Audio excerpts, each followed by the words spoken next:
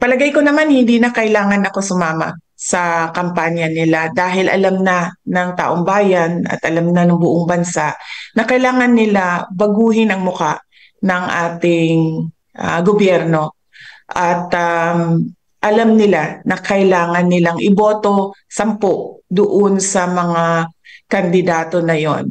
Unang-una, yung mga kandidato ng PDP, Senator Bongo, Senator Bato de la Rosa, Attorney Hinlo, Attorney Bondoc, Philip Salvador, and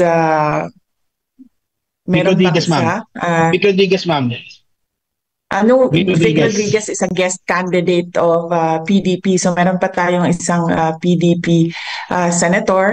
And meron tayong 4 na guest candidate. Si Attorney Vic Rodriguez, si Congressman Rodante Marcoleta, si Pastor Apollo Kibuloy, and si Dr. Richard Mata. So,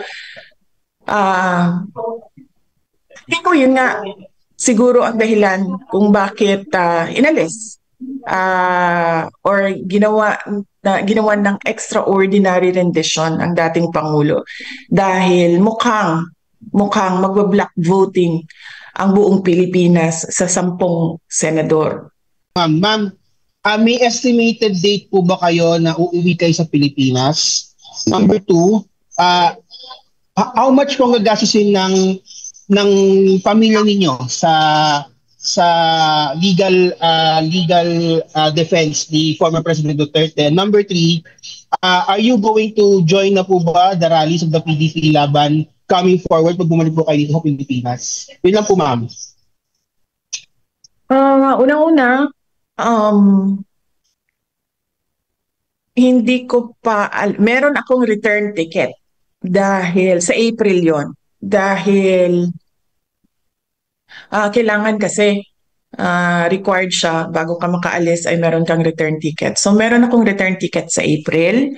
Hindi ko alam kung hanggang kailan ako dito, sa totoo lang, dahil hindi pa nabuo yung legal team ni dating Pangulong Rodrigo Duterte. As Vice President, may obligasyon ako na buuin yung kanyang support group dito para merong tumutulong sa kanya na makalabas dyan sa ICC detention.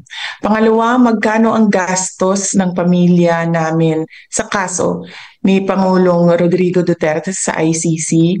Sa ngayon ay wala kaming pinag-uusapan ng abogado, pero nagpahiwatig na ako sa kanya na kung pwedeng mag-apply ng legal aid dyan sa loob ng ICC. At patuloy naming pinag-uusapan ito.